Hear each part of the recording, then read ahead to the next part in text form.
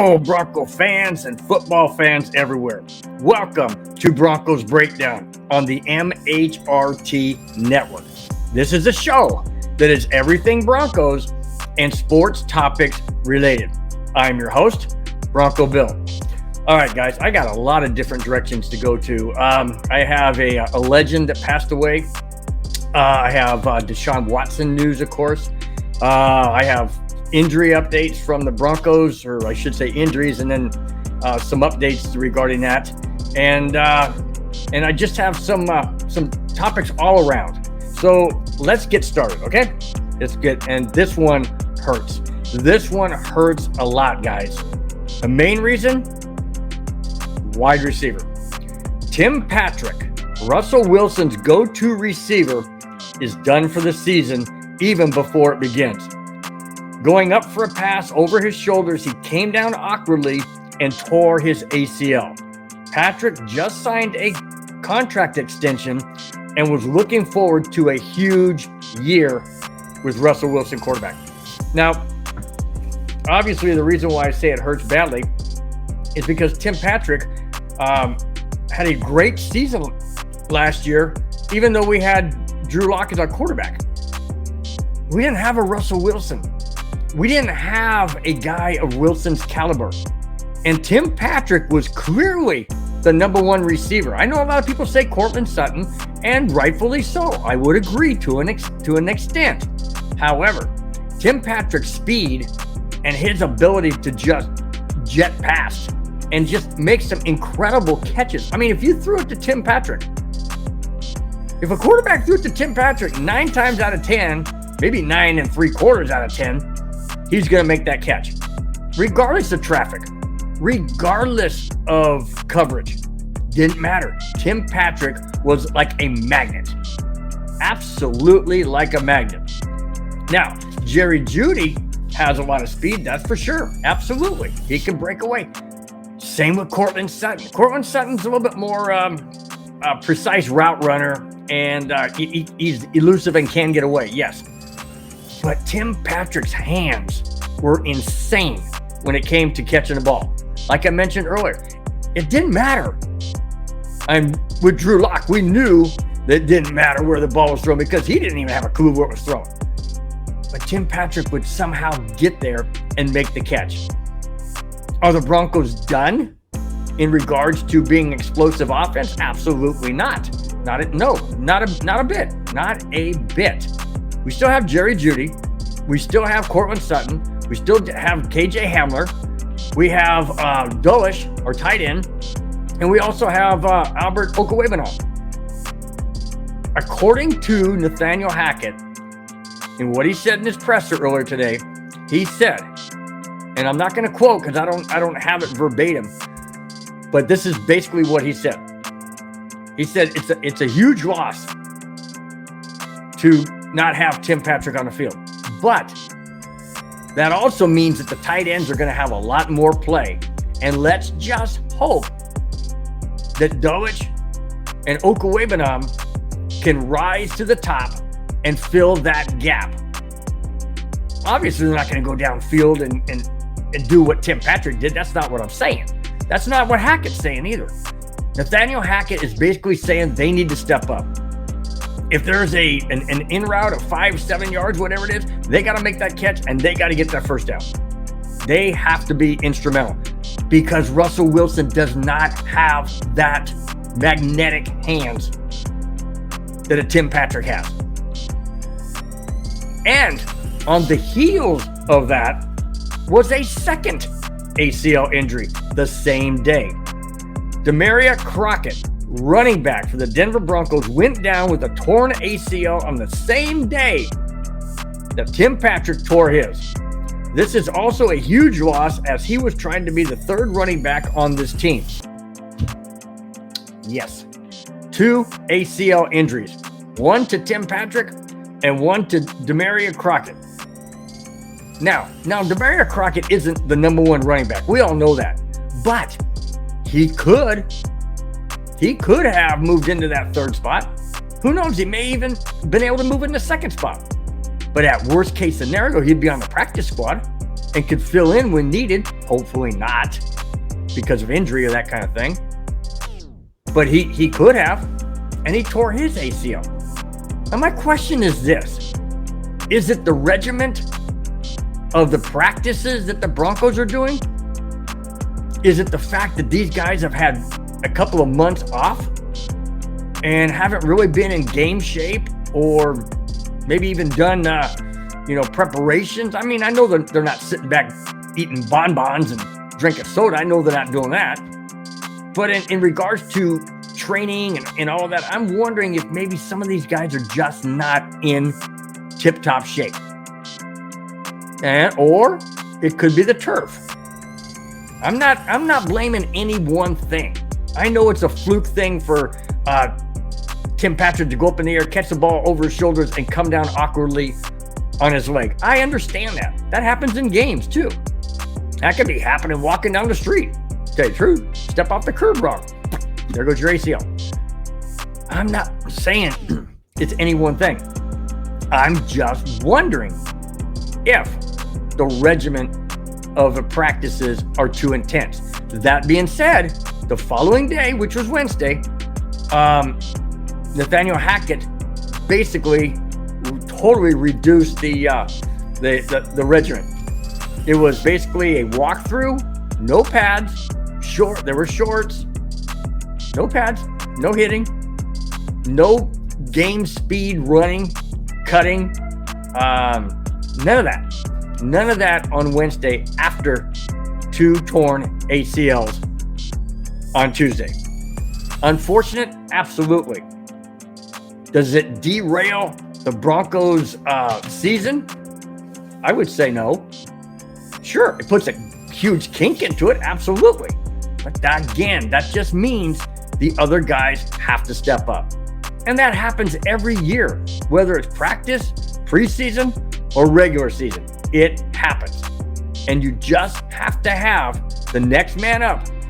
And that guy has to produce. That's the difference. And we'll find out, because preseason is 1 week from tomorrow. 1 week from tomorrow, Saturday, is our first preseason game against the Dallas Cowboys. Football's around the corner, guys. It's around the corner. And we're going to learn a lot because Tim Patrick is not on the line, in the lineup, or on the field. Okay, let's go to a legend has passed away. Now, yes, this is not football related, but it is sports related. And if you go back to what I said at the beginning, I said this is a show that is everything Broncos and sports topics related. And that's what this is. Because this person needs to totally be recognized, and I am going to have that honor. Unfortunately, it's a passing. Vin Scully, the face of the Los Angeles Dodgers, passed away last Tuesday at the age of 94. He called Brooklyn and LA Dodger games for 67 years. He will be missed in the baseball world for sure. Wow, 67 years broadcasting games of the Los Angeles Dodgers, and nobody did it better. Nobody did it better. Nobody does it better today. Vin Scully, in case you have not really heard him, I'm not a Dodger fan, but I grew up listening to Vin Scully because I lived in San Diego County and I could get LA stations, and I just loved the way he made you feel like you were there at the game, the way he detailed.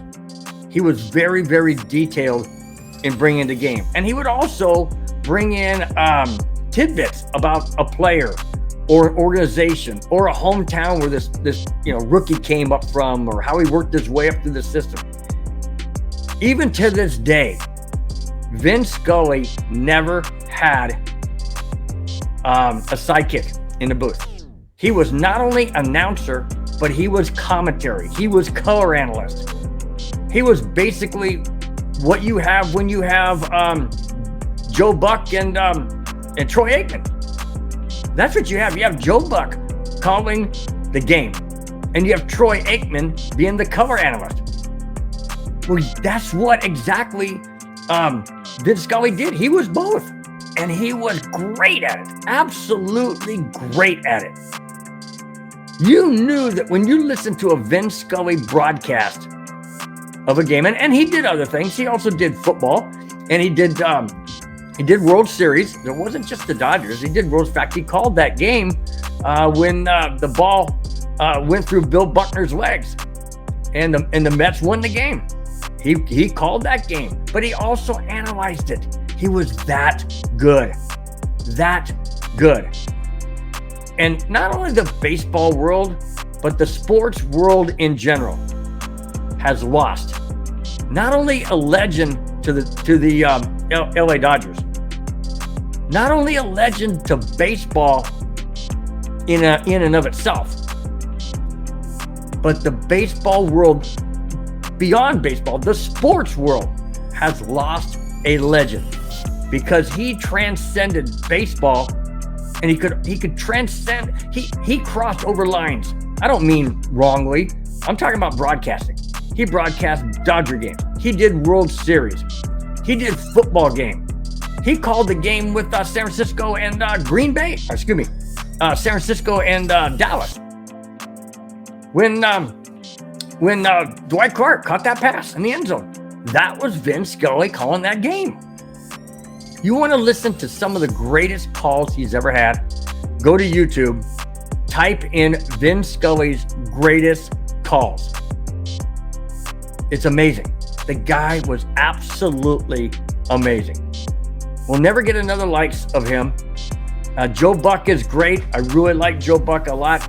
But when it comes to detail, stuff that he dug up about a person or an organization, or like I mentioned, hometown, whatever, favorite thing to do or eat before a game, whatever it was, he would bring that so that you, a person, that listening to him or watching him, would be able to know what was going on. Even when he broadcasted games on television, he still detailed it. He didn't just do what a lot of these announcers do and sit back and just wait for the game to play out because they know you're watching. Vin Scully wasn't like that. He would detail. He would tell you everything that was going on. And that's what made him the best ever at announcing baseball, announcing World Series, announcing football games. Vin, you were the absolute greatest announcer I've ever listened to. You'll be missed. All right. Okay, guys. Let's go to, yes, this is not, I wouldn't call this an absolute true Jackass of the Week, but because I don't have an intro for Dumbass of the Week, I'm going to call Keenan Allen the first ever Dumbass and Jackass of the Week.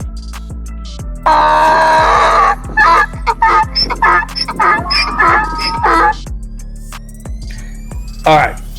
Now, most of you should know by now, and if you haven't, go back and look up on YouTube on my channel, type in why I can't stand the Los Angeles Chargers, and then you'll know why I can't stand them. I'm not going to rehash that because I've already made a show on that. Okay. Keenan Allen is my first ever Dumbass of the Week and Jackass of the Week. Reason being, you mocked Russell Wilson. Absolutely. Totally. Just totally mocked Russell Wilson. Now, in case you guys don't know, Russell Wilson's slogan is let's ride. Period. Hey, Broncos country, let's ride. That's what he says. That's what he's doing. That's his slogan. That's his moxie. That's his motto. And it has gone virtually viral around college teams. I saw one quarterback, I guess it was from the Maryland Terrapins, and he wasn't disrespectful. He wasn't mocking. He was saying, hey, Terps, let's ride. then that was cool. Even Russell Wilson commented on that and said that was the best take ever. That was the best rendition. He didn't say anything about Keenan Allen's video. Not one thing did he say about Keenan Allen. But there's been a lot of Bronco fans on Twitter that have commented as to Keenan Allen's jackass move, dumbass move. Why? Because here's what Keenan Allen was saying. Bolt fan, let's ride. Hey, Bolt fan, let's ride. And then laughing and kind of elbowing his teammates and trying to get them to laugh, which they politely didn't. At least I didn't see it. But Keenan Allen's going around making fun of Russell Wilson and his moxie and his slogan. Hey Keenan, how many Super Bowls you been to? Oh, none? Huh. Russell Wilson been to 2? How many of you won? Oh, that's right, you haven't been to one, so you can't win one. Russell Wilson's won one. He's about ready to win another one, and I'll tell you what. I got you down as a dumbass of the week and the jackass of the week, but absolutely, I should include one other thing you are. Your bulletin board material. Hey, idiot, don't you know we play you twice? Russell Wilson's gonna light you up. Light you up. I don't mean you personally because you're on the other team and you're a receiver, but what I mean is we're gonna score on your defense. Oh, and by the way, when you go out for a pass, keep your eyes on a proverbial pendulum. Because, I'm telling you right now, Patrick Surtain, second, Kareem Jackson are going to nail you. Absolutely nail you. So be ready. Be ready. But you know what? It doesn't surprise me that you'd say something stupid. You know why? Did you play for the Chargers? It's known. People on the Chargers say stupid things. So do their 5 fans. Or is it 4? Anyway, I digress. But I found it interesting that a person on a team that plays another team that just got a franchise quarterback and make bulletin board material even before preseason? Yeah. Yep. That was a jackass and a dumbass move on your part, Keenan.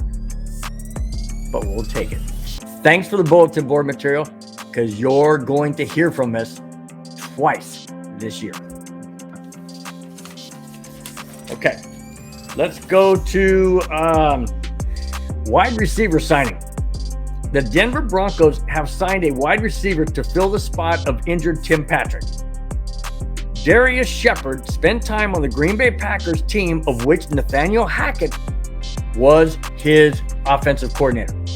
Okay, do I really feel that Darius Shepard is going to fill the shoes of Tim Patrick? No, not at all. Not at all. But I like this signing because, like it says, he played for the Packers and Nathaniel Hackett was his offensive coordinator. So he knows him quite well. But he's no Tim Patrick. And it'll be interesting to see a week from tomorrow when the Broncos play the Cowboys if Shepard is in the game. And if he is he going to be on the number ones, I should say, first string or second? I'm assuming it'll be second because we already got our first string pretty much set. I mean, obviously Patrick's not in it, but we have Jerry Jeudy, KJ Hamler, and Courtland Sutton. So I doubt that Shepard would be on there, except if they go to 4 wide. Then he maybe uses a decoy, not sure. They may even try and throw him the ball, see what kind of hands he has. But it'll be interesting to see come a week from tomorrow. I'll be looking forward to that. It's not a true replacement, in my opinion, for Tim Patrick, because Tim Patrick's pretty much irreplaceable, especially on the Broncos team. But he can serve a valuable need in the depth department, as well as playing under Nathaniel Hackett, like I mentioned when he played in Green Bay. Okay, let's go to another signing by the Broncos. The Denver Broncos have signed running back Max Borghi to replace injured Crockett. Borghi is an undrafted rookie out of Arvada, Colorado. He played his college football at Washington State. Okay, he's undrafted. So if he was undrafted, where would that put him on the Broncos depth chart? Well, obviously he's not going to be supplanting Williams, and I doubt he's going to supplant Gordon. So that means he could have possibly been the third running back. I don't know. We also have Boone. But when Crockett went down, that hurt as well. So you've got to have somebody to come in. Even if Borghi goes on to the practice squad, he'll be there in case the Broncos need him. Again, hopefully not through injury, of course, but just to give him some work or to rest one of the starters. I don't know. I'm hoping it wouldn't be an injury. I don't want to go down that road again. But it is a good signing from the standpoint that we don't know what this kid could bring. We won't know until, like I said, the first preseason game. If he's in there, which I'm probably sure he will be, I hope he does well. I hope he has a good, solid game. Absolutely, I do. But he's not going to supplant Williams or Gordon. But he is there in place of Crockett, who, again, tore his ACL the same day Tim Patrick did. Okay, let's go to... This is going to be lengthy, guys, so bear with me. It's going to be lengthy. It's going to be basically going to be 2 or 3 segments into one. It's going to be, you'll get where I'm going with this. Okay, here we go. Deshaun Watson. The National Football League suspended Browns quarterback Deshaun Watson for 6 games. The decision was rendered by independent hearing by Officer Sue L. Robinson. Watson will be eligible to return in Week 7 against the Baltimore Ravens. Why did I emphasize the officer in Sue L. Robinson? Okay, 33 women accused Deshaun Watson of sexual misconduct. They settled out of court, because that's what you do when you don't want the evidence to come forward in a trial. But this officer is a female, Sue L. Robinson. Now, I would have thought that she would have rendered a much stiffer suspension. 6 games, that's not even half the season. So is she siding with Deshaun Watson? That the evidence wasn't there? Really? The evidence wasn't there. Didn't the Houston Texans provide a suite, a hotel, a document that was undisclosed by their security officer? Not enough evidence, huh? I'm not buying it. I'm not buying it one bit that there wasn't enough evidence. Absolutely there was. My thing, though, maybe she only gave 6 games, could be twofold. One, because when you settle out of court, there is no testimony. There is no trial. So maybe the evidence that she has rendered, detrimental to the league, detrimental to the team and the league. And along the same line, not that that's my second point, because it's not quite yet, but along that same line is she has to go by the suspensions that have been handed out, by the NFL previously. 4 games here, 3 games here, 5 games there. Maybe that's why. Maybe she gave the max that she felt that she could give because the other ones were only 3, 4, and 5. I don't know. I'm just thinking. Possibly. Maybe the other reason, and I'll get into that in just a minute. Maybe the other reason was it opens the door for Roger Goodell and the commissioner's office to make an appeal. And that is exactly what they've done. The NFL is going to appeal the suspension. The league office is appealing the 6-game suspension handed down to Deshaun Watson. The league is wanting nothing less than 1 year suspension as well as a $10 million fine. The NFLPA, National Football League's Player Association, has 2 business days to respond to the league's appeal, after which Goodell's designee would respond with a final written decision. Goodell has appointed former New Jersey Attorney General Peter C. Harvey to represent the commissioner's office in the appeal of the 6-game suspension. Now, that is interesting. So we all know, we all have known for a while that the NFL commissioner's office has wanted a 1 year suspension. Absolutely, they've wanted a 1 year suspension because they don't want Watson playing in Houston, of which they do later on. Cleveland plays Houston in Houston this NFL season 2022. Roger Goodell does not want Watson anywhere near that stadium, anywhere near that team. He didn't disclose in that article that I clipped out of. It didn't disclose as to why. He wasn't going to go into that. He says, I'm not going into that. But he does not want Deshaun Watson playing in that game against the Houston Texans later in the year. That's why he wants a 1 year suspension. If it's only 6 games, Deshaun Watson will be playing in that game. I don't know if it's because Roger Goodell feels that women are going to protest, that there's going to be, I don't know, I wouldn't say anarchy, but, it could be road closures because there's protests. That women could be protesting outside of the gates. They could be protesting inside the stadium. I don't know. I'm assuming that's what he's referring to. I don't know. Like I said, it wasn't mentioned. But if it's only 6 games for Deshaun Watson, that's not going to look good on the NFL. Absolutely not going to look good. This Peter C. Harvey has to get the job done to at least,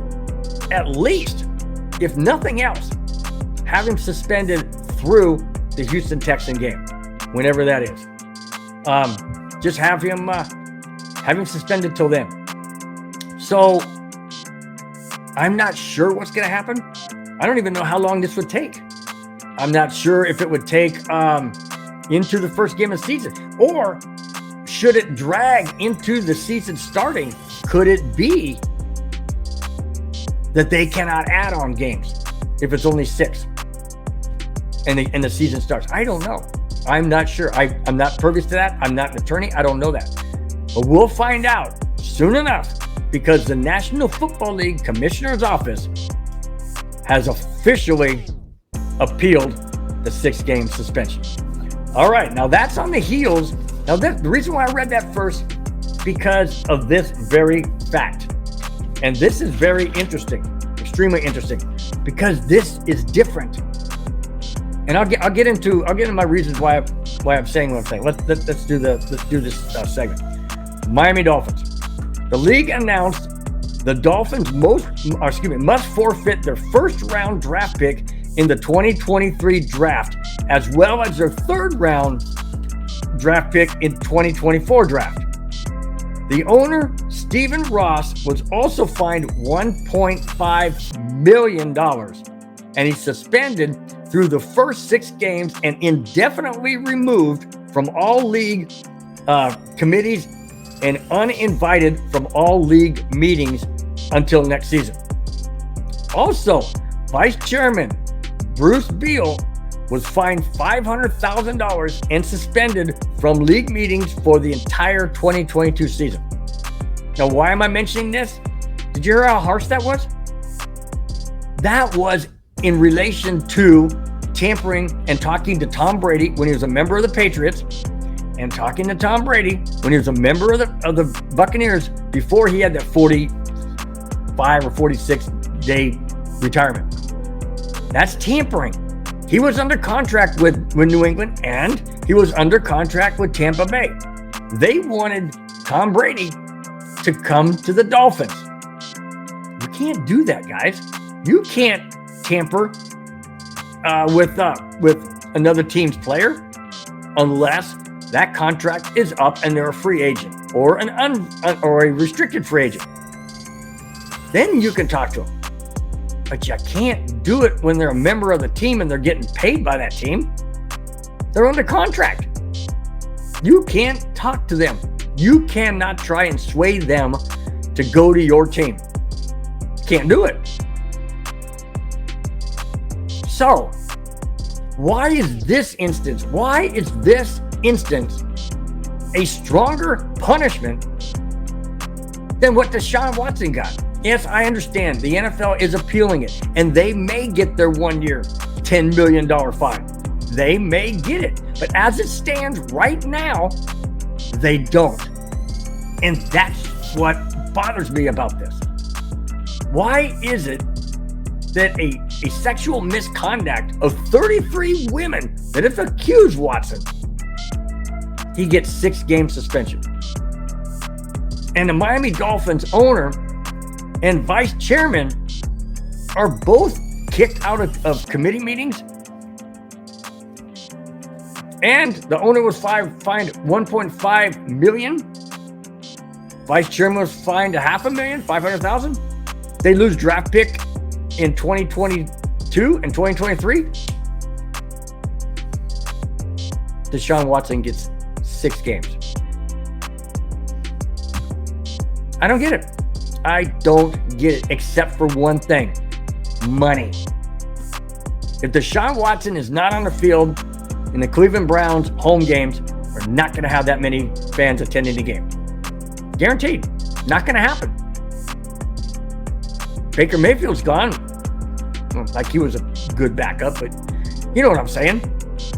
They're not going to have that many people in the stands. But, you know, slapping the Miami, or I should say, you know, suspending the owner of the team and the vice chairman of the team, finding them money, which the NFL gets. That's $1.5 million and $500,000 the NFL gets. But it's no skin off their back, so to speak, because it wasn't any players that were gone. Am I out in left field somewhere? Is this some weird thinking? I don't think so. I don't think so at all. I think the NFL is trying to maximize their revenue and income while at the same time not condoning what Deshaun Watson did. It's a fine line the NFL commissioner's office is trying to walk. They're doing their best. And I do hope that he is suspended, Deshaun Watson that is. I'm hoping that he is suspended for a year and he's also fined $10 million. Because you can't do what he did. And the Houston Texans, somewhere down the road, they have to be responsible as well. Absolutely have to be responsible as well. I don't know if that's going to happen. I haven't heard any word, but they definitely should be responsible as well. All right, let's get into the very last topic. And this also involves, or I should say not also, but this involves a new member of the Walton Penner family ownership group. Here it is. Lewis Hamilton, the Formula One race car driver, has been added to the Walton Penner family ownership group. The speaker for the ownership group said, and I quote, He is a champion competitor who knows what it takes to lead a winning team and a fierce advocate for global equality, including in his own sport, end quote. Hamilton said, and I quote, "I'm honored to work with a world-class team and serve as an example of the value of more diverse leadership across all sports," end quote. Now, in case you don't know, Lewis Hamilton is African-American. He joins quite a list of other prominent people on the Walton Penner family ownership group. Condoleezza Rice, to name one. And it's just, it's important. It's important to be diverse. Absolutely important to be diverse. It doesn't matter what color your skin is, as long as you're capable of doing the job you're hired to do. If it's a race car driver, he's been touted as being one of the best. He's had over 100 races, and he's won many of them, many of them. He is an outstanding Formula One race car driver. How does that translate into football? I'm not sure. Other than maybe the work ethic, the preparation it takes to go and be that best. Maybe that's what he's going to bring. I'm not sure. I don't know. But I find it interesting as well as refreshing to bring in somebody like a Condoleezza Rice, who obviously knows how to work with decisions that have to be made. Tough decisions. She was a Secretary of State for Bush. There was a lot of things that she had to deal with a level head, of course. And then you bring in Lewis Hamilton. Again, his work ethic, his preparation, what he has to do to get ready for a race. Where his mind's focused. I don't know how that translates into part ownership. What his responsibility is going to be, I don't know. But I do find it, like I said, enjoyable and refreshing that Walton Penner family ownership group is expanding their horizons.